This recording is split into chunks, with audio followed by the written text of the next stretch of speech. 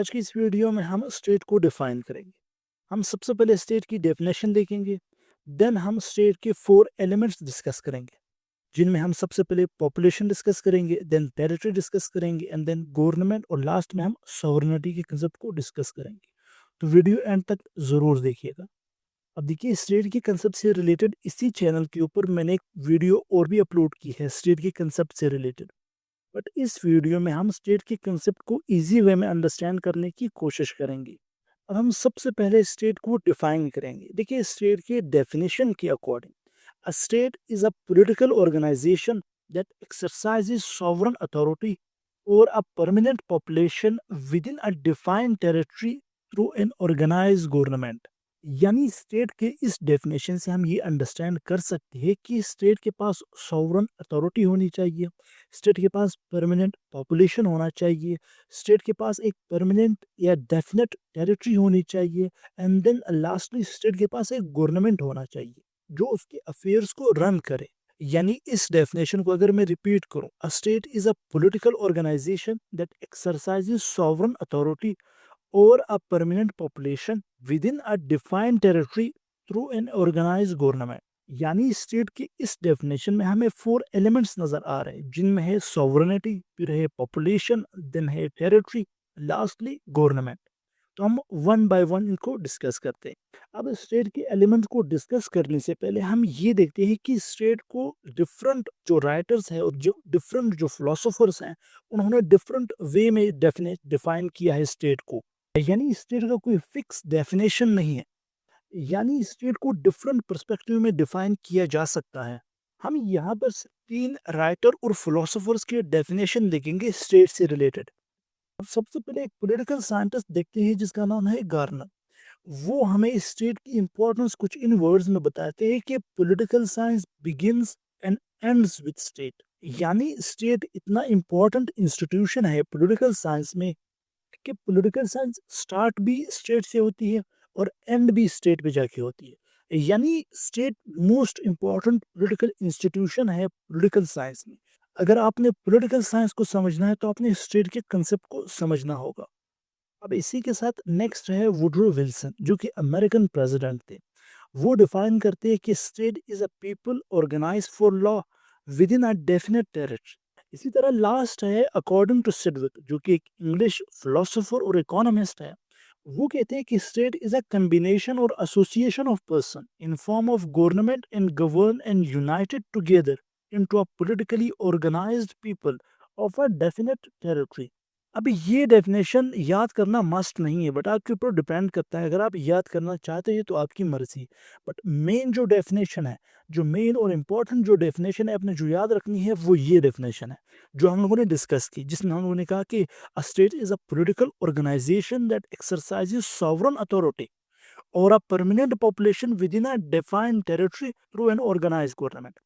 यानी स्टेट क्या है? जहाँ पर एक सॉवरन अथॉरिटी हो, जहाँ पर एक परमानेंट पॉपुलेशन हो, और जहाँ जिसके पास एक डेफिनेट टेरिटरी हो, और उस डेफिनेट टेरिटरी में government day to day affairs को रन कर रही हो, हम उसे स्टेट कहते हैं। ये एक इजी डेफिनेशन है, आप एग्जाम में ये लिख सकते हो। अब स्टेट के 4 एलिमेंट्स में से हम सबसे पहले टेरिटरी को डिस्कस करते हैं। देखिए, टेरिटरी एक एसेंशियल एलिमेंट है किसी भी स्टेट का। यानी कोई भी स्टेट विदाउट टेरिटरी एग्जिस्ट नहीं कर सकती।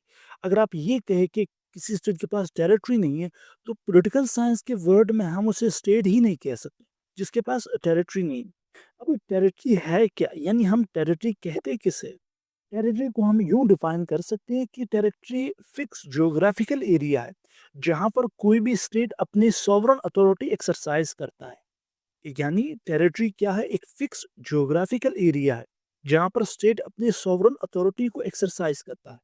अब आपके माइंड में एक क्वेश्चन आएगा कि टेरिटरी कितनी होनी चाहिए जिसे हम स्टेट कहें। देखिए, इससे रिलेटेड कोई भी स्पेसिफिक क्राइटेरिया नहीं है।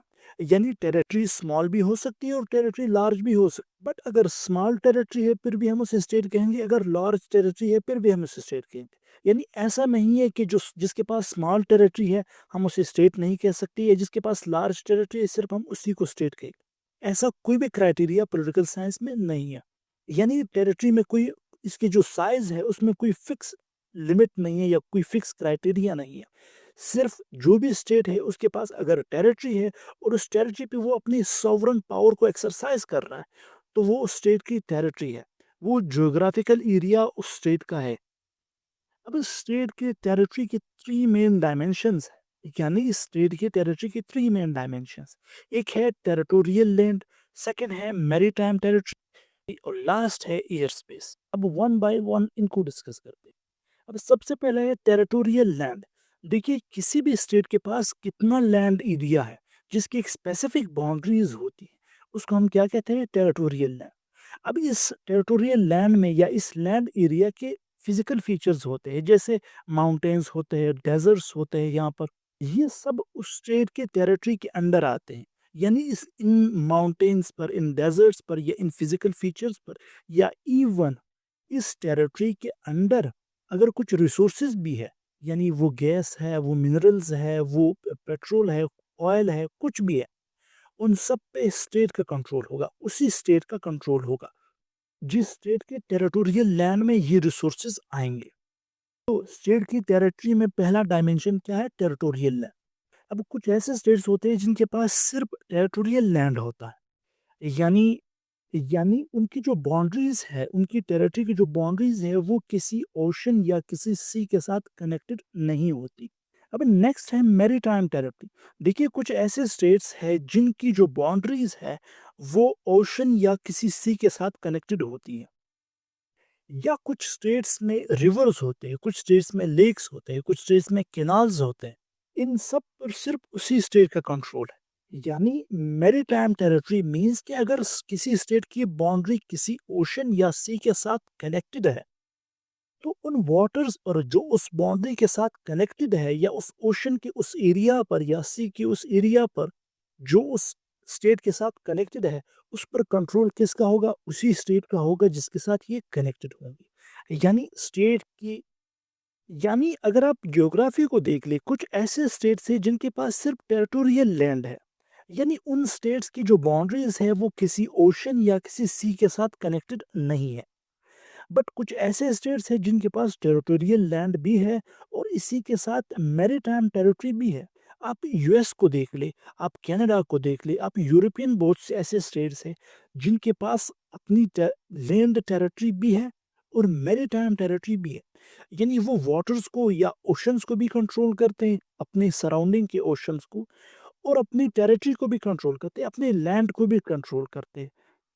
तो ये डिफरेंट है, स्टेट बाय स्टेट डिफरेंट है। यानी कुछ स्टेट्स के पास सिर्फ टेरिटोरियल लैंड है, बट कुछ स्टेट्स के पास दोनों ही होते हैं। अब लास्ट है एयर स्पेस। देखिए किसी भी स्टेट की जो फिक्स ज्योग्राफिकल टेरिटरी है, देखिए किसी भी स्टेट की जो फिक्स ज्योग्राफिकल टेरिटरी है, उसके अबव जो एयर स्पेस है उस पर भी उसी स्टेट का ही कंट्रोल होगा। उस एयर स्पेस पे भी किसकी सॉवरन अथॉरिटी होगी, उसी स्टेट की सॉवरन अथॉरिटी होगी। यानी उस स्टेट के पास ये कंप्लीट अथॉरिटी है कि वो अपने एयर स्पेस को कंट्रोल करे, या वो कुछ एरोप्लेन्स को अलाउ करे और कुछ एरोप्लेन्स को अलाउ ना करे। ये उस स्टेट के ऊपर डिपेंड करता है, यानी इसके ऊपर कोई और स्टेट उसे फोर्स नहीं कर सकता कि आपने ये करना है। ये उस स्टेट का इंटरनल अफेयर है कि वो क्या करना चाहती है। तो थर्ड डायमेंशन जो हम लोगों ने देखा वो क्या है, एयर स्पेस। यानी हम लोगों ने सबसे पहले टेरिटरी डिस्कस की। टेरिटरी के थ्री डायमेंशंस होते हैं, जिसमें से पहला हम लोगों ने डिस्कस किया टेरिटोरियल लैंड, देन हम लोगों ने मैरीटाइम टेरिटरी डिस्कस किया एंड देन लास्ट में हम लोगों ने एयर स्पेस डिस्कस किया। अब हम पॉपुलेशन को डिस्कस करते हैं। अब पॉपुलेशन क्या है, देखिए पॉपुलेशन मींस कि जब एक स्टेट के टेरिटरी के ऊपर लोग रहते हैं, तो ना हम उन लोगों को क्या कहते हैं, पॉपुलेशन। वो उस स्टेट की पॉपुलेशन है और वो लोग परमानेंट बेसिस के ऊपर वहां रहते हो तो हम उसे क्या कहते हैं, पॉपुलेशन। अभी यहाँ पर आपने एक पॉइंट समझना है कि अगर कोई ऐसा ज्योग्राफिकल एरिया है जहाँ पर लोग नहीं रहते हैं, जहाँ पर पॉपुलेशन नहीं है, तो आप उसे स्टेट नहीं कह सकते। पॉलिटिकल साइंस की वर्ड भी जब हम स्टेट यूज करते हैं तो वहां पर उस टेरिटरी के ऊपर लोगों का होना मस्ट है, कि वहां पर लोग रहते हो परमानेंट बेसिस के ऊपर। अब इसी तरह आपके माइंड में नेक्स्ट जो क्वेश्चन आएगा, जिसको हम लोगों ने टेरिटरी में भी डिस्कस किया, यहाँ पर भी आपके माइंड में ये क्वेश्चन आएगा कि क्या कोई फिक्स क्राइटेरिया है, क्या कोई फिक्स लिमिट है कि कितनी पॉपुलेशन होनी चाहिए किसी स्टेट की। तो इसका सिंपल आंसर है नहीं। कोई भी ऐसा फिक्स क्राइटेरिया, कोई भी ऐसी फिक्स लिमिट नहीं है कि स्टेट की कितनी पॉपुलेशन होनी चाहिए। कि एग्जांपल अगर मैं आपको दे दूं कि मॉडर्न वर्ल्ड में वेटिकन सिटी एक सबसे स्मॉलेस्ट स्टेट है जिसकी पॉपुलेशन अप्रोक्सीमेटली 800 पीपल्स है, और इसी के साथ कुछ ऐसे भी स्टेट्स हैं जैसे चाइना और इंडिया जिनकी पॉपुलेशन अराउंड 1.4 बिलियन पीपल है।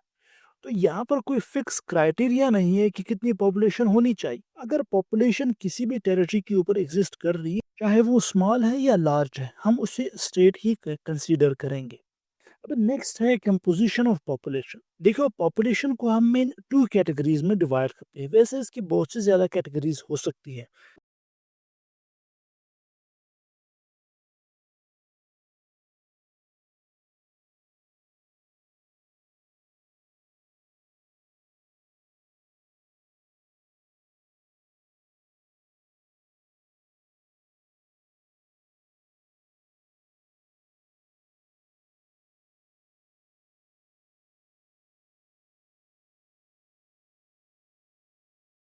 किसी भी स्टेट में डिफरेंट टाइप्स के लोग हो सकते हैं, बट हम मेन टू कैटेगरीज देखते हैं। उन टू कैटेगरीज में है, एक है सिटीजन्स और सेकंड कैटेगरी है फॉरेनर्स। अब अगर हम सिटीजन्स देख ले, देखिए सिटीजन किसी भी स्टेट के लीगल मेंबर्स को हम कहते हैं। सिटीजन्स वो मेंबर्स होते हैं किसी भी स्टेट के जो परमानेंट बेसिस पर वहाँ पर रहते हो। और सिटीजन्स के पास, किसी भी स्टेट के सिटीजन के पास सिविल राइट्स होते हैं, जैसे फ्रीडम ऑफ स्पीच, और इसी के साथ पॉलिटिकल राइट्स भी होते हैं, जैसे द राइट टू वोट, यानी वो वोटिंग के प्रोसेस में भी हिस्सा ले सकते हैं।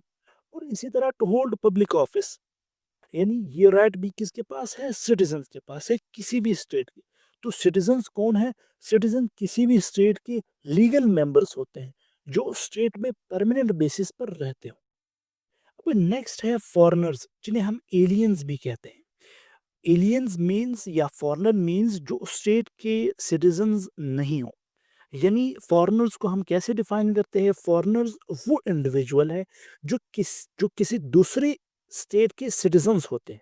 यानी फॉरेनर्स वो इंडिविजुअल्स होते हैं पॉपुलेशन के जो किसी दूसरे स्टेट के सिटीजन्स होते हैं, बट आपके स्टेट में वो सिर्फ कुछ वक्त के लिए आए होते हैं। कुछ टेम्पररी टाइम पीरियड के लिए वो किसी और स्टेट में जब जाते हैं तो उन्हें फॉरेनर्स कहा जाता है, जो कि वहाँ के परमानेंट रेजिडेंट नहीं होते। अब फॉरेनर्स के पास भी राइट्स है, जैसे कुछ सिविल राइट्स, जैसे protection of life and property. ये राइट फॉरेनर्स के पास भी है कि स्टेट उनकी प्रॉपर्टी को और उनके लाइफ को प्रोटेक्ट करेगी। अगर वो उस स्टेट के सिटीजन नहीं भी है, फिर भी उनके पास ये राइट है। इसी तरह बेसिक ह्यूमन राइट्स या फंडामेंटल राइट्स, ये उस फॉरेनर्स के पास भी है। बट फॉरेनर्स जो होते हैं उनके पास पॉलिटिकल राइट्स नहीं होते, जैसे वोटिंग। ये फॉरेनर के पास ये राइट नहीं होता। बाकी जो राइट्स है, जैसे बेसिक ह्यूमन राइट्स या सिविल प्रोटेक्शंस, जैसे protection of life and property, ये राइट्स एक फॉरेनर के पास भी होते हैं। यानी अगर कोई फॉरेनर किसी स्टेट में है तो उस स्टेट की रिस्पॉन्सिबिलिटी बनती है कि वो उस फॉरेनर की इन राइट्स को प्रोटेक्ट करे। अब फॉरेनर्स के साथ अगर मैं आपको लास्ट एक और कैटेगरी बता दूं, वो है रेफ्यूजीज एंड अजाइलम सीकर्स। देखिए, कुछ स्टेट्स में रेफ्यूजीज भी होते हैं और अजाइलम सीकर्स भी होते हैं। यानी कुछ स्टेट्स के पॉपुलेशन में रेफ्यूजीज भी होते हैं और अजाइलम सीकर्स भी होते हैं। अब रेफ्यूजीज और अजाइलम सीकर्स होते क्यों हैं? यानी इन इंडिविजुअल्स को हम रेफ्यूजीज और अजाइलम सीकर्स क्यों कहते हैं? देखिए, ये वो इंडिविजुअल्स है किसी भी स्टेट की पॉपुलेशन में जो अपने स्टेट को छोड़कर उस स्टेट में आए होते हैं। उसकी रीज़न क्या है? उन्होंने अपने स्टेट को क्यों छोड़ा? उसकी रीज़न क्या है?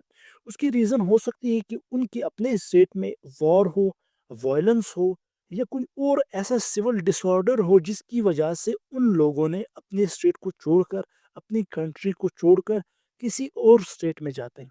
तो जब वो किसी और स्टेट में जाते हैं तो उन्हें क्या कहा जाता है? रेफ्यूजीज। उन्हें क्या कहा जाता है? Asylum seekers. ये भी फॉरेनर्स ही हैं, बट इनकी जो रीज़न है अपने स्टेट को छोड़ने की, वो या तो वॉर है या वायलेंस है या कोई और सिविल डिसऑर्डर की वजह से अपने स्टेट को छोड़ देते हैं। बट सिंपल जो फॉरेनर्स हैं उनकी डिफरेंट रीजंस होती है अपनी स्टेट को छोड़ने की। बट अजाइलम सीकर और रेफ्यूजीज के केस में या तो वॉर होता है या वायलेंस होता है या कोई और सिविल डिसऑर्डर होता है जिसकी वजह से ये लोग अपने स्टेट को छोड़कर किसी और स्टेट में जाते हैं। तो ये भी पॉपुलेशन का हिस्सा होते हैं किसी भी स्टेट में। तो ये सेकंड एलिमेंट है स्टेट का। टेरिटरी हम लोगों ने डिस्कस की, फिर पॉपुलेशन डिस्कस किया, पॉपुलेशन की टू मेन कैटेगरीज डिस्कस की। अब हम नेक्स्ट डिस्कस करते हैं गवर्नमेंट। अब देखिए, गवर्नमेंट को डिस्कस करने से पहले आपको एक पॉइंट क्लियर होना चाहिए। वो पॉइंट है कि स्टेट के 4 एलिमेंट्स होते हैं, जिसमें पॉपुलेशन, टेरिटरी, गवर्नमेंट और सॉवरेनिटी। बट इसकी अपोजिट गवर्नमेंट जो है, गवर्नमेंट की 3 मेन ऑर्गन्स हैं। एक है लेजिस्लेचर, नेक्स्ट है एग्जीक्यूटिव और थर्ड है जुडिशरी।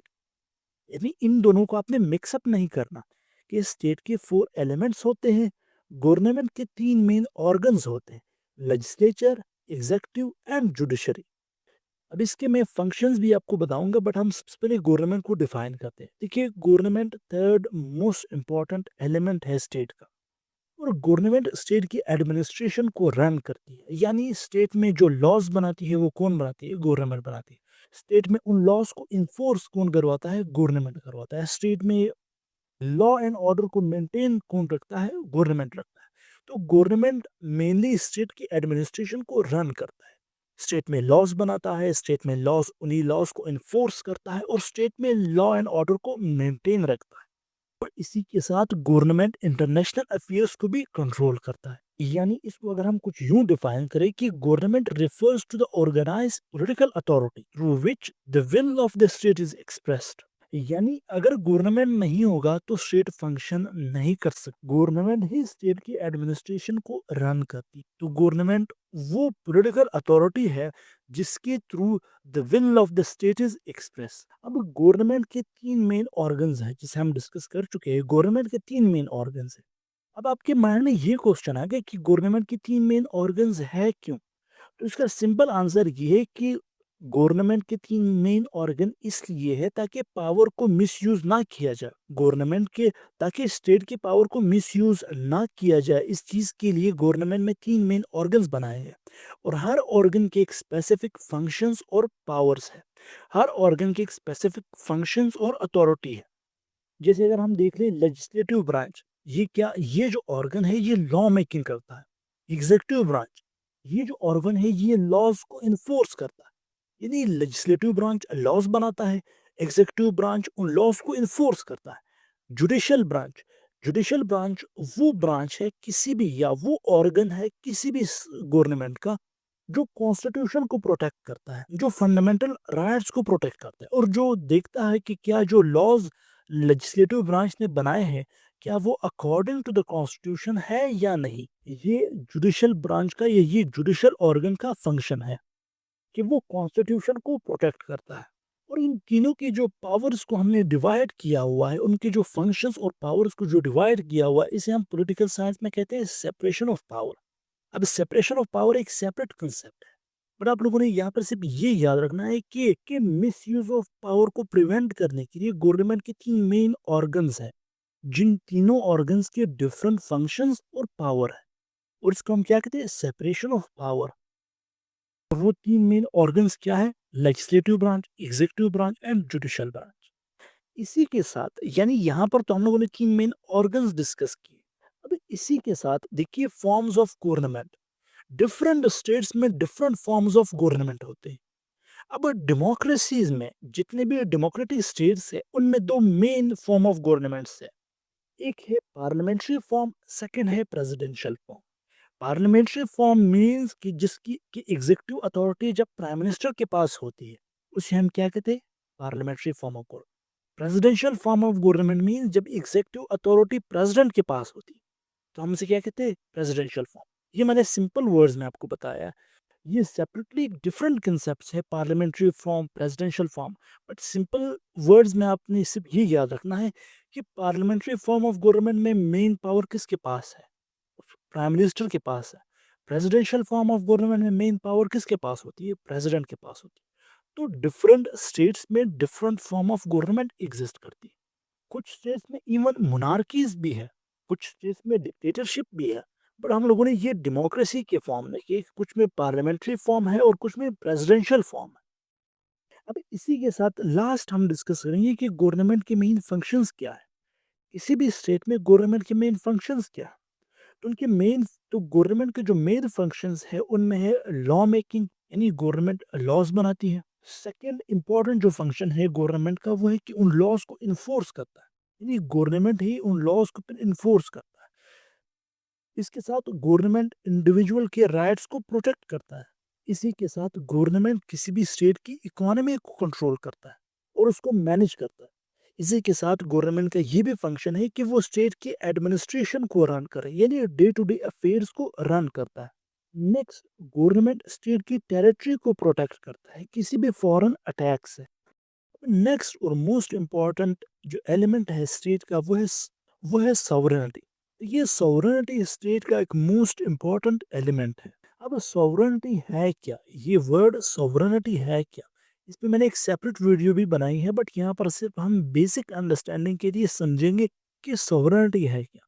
पहला पॉइंट तो हम लोगों ने ये समझा कि सॉवरेनिटी स्टेट का एलिमेंट है, यानी विदाउट सॉवरेनिटी हम पॉलिटिकल साइंस के टर्म्स में किसी भी स्टेट को तब तक स्टेट नहीं कह सकती जब तक उसके पास क्या नहीं होगी, सॉवरेनिटी नहीं होगी। तो सॉवरेनिटी है क्या? देखिए, सॉवरेनिटी लैटिन वर्ड से डिराइव हुई है। वो लैटिन वर्ड है सुपरीनस, विच मीन्स सुप्रीम।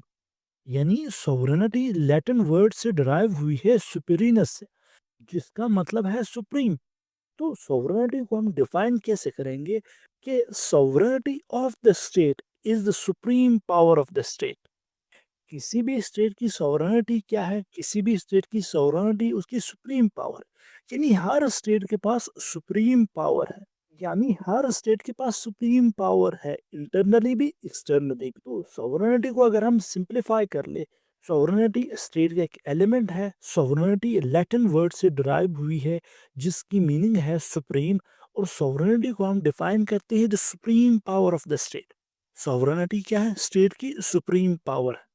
अब सॉवरेनिटी के दो एस्पेक्ट्स, एक इंटरनल सॉवरेनिटी है और एक एक्सटर्नल सॉवरेनिटी है। जो इंटरनल सॉवरेनिटी है, इट मींस कि अगर जब हम कहते हैं कि स्टेट के पास इंटरनल सॉवरेनिटी है, इसका मतलब है कि the state has supreme control over all the citizens, organisations and association with in its territory. यानी जब हम ये कहते हैं कि स्टेट के पास इंटरनल सॉवरेनिटी है, तो उसका मतलब है कि स्टेट के पास सुप्रीम पावर है over all its citizens, organization और एसोसिएशन। उस टेरिटरी में जितने भी सिटीजंस हैं, जितने भी ऑर्गेनाइजेशंस हैं और जितने भी एसोसिएशंस हैं, उन सब पे स्टेट के पास क्या है? सुप्रीम पावर है। यानी जब स्टेट अपने इंटरनल अफेयर्स को कंट्रोल करता है तो हम उसे क्या कहते हैं कि स्टेट के पास क्या है? Internal sovereignty. इसी के साथ नेक्स्ट है एक्सटर्नल सॉवरेनिटी। एक्सटर्नल सॉवरेनिटी को हम कुछ यूं डिफाइन करते हैं कि external sovereignty refers to the state's independence and freedom from external control. जब स्टेट एक्सटर्नल इंटरफेरेंस से फ्री हो, यानी जब स्टेट कोई भी डिसीजन कर रहा हो तो उसमें कोई और स्टेट इंटरफेयर ना करे, जब स्टेट एक्सटर्नल कंट्रोल से फ्री हो, तो हम उस स्टेट को क्या कहते हैं कि इस स्टेट के पास एक्सटर्नल सॉवरेनिटी है। यानी एक्सटर्नल सॉवरेनिटी अगर स्टेट के पास होगी तो स्टेट अपनी फॉरेन पॉलिसी भी खुद बनाएगी, अपने ट्रीटीज भी खुद साइन करेगी और किसी भी इंटरनेशनल ऑर्गेनाइजेशन को भी ज्वाइन कर सकती है एक्सटर्नल सॉवरेनिटी के थ्रू। तो यहाँ पर हम लोगों ने सॉवरेनिटी को डिस्कस किया। सॉवरेनिटी मीन्स सुप्रीम पावर जो कि स्टेट के पास होती है। सॉवरेनिटी में इंटरनल सॉवरेनिटी भी है और एक्सटर्नल भी है। Internal means within the state और external means outside of the state, कि स्टेट फ्री हो किसी भी एक्सटर्नल कंट्रोल से। तो आज की इस वीडियो में हम लोगों ने स्टेट के कंसेप्ट को डिस्कस किया, जिसमें हम लोगों ने स्टेट को डिफाइन किया एंड देन स्टेट्स के एलिमेंट को डिस्कस किया।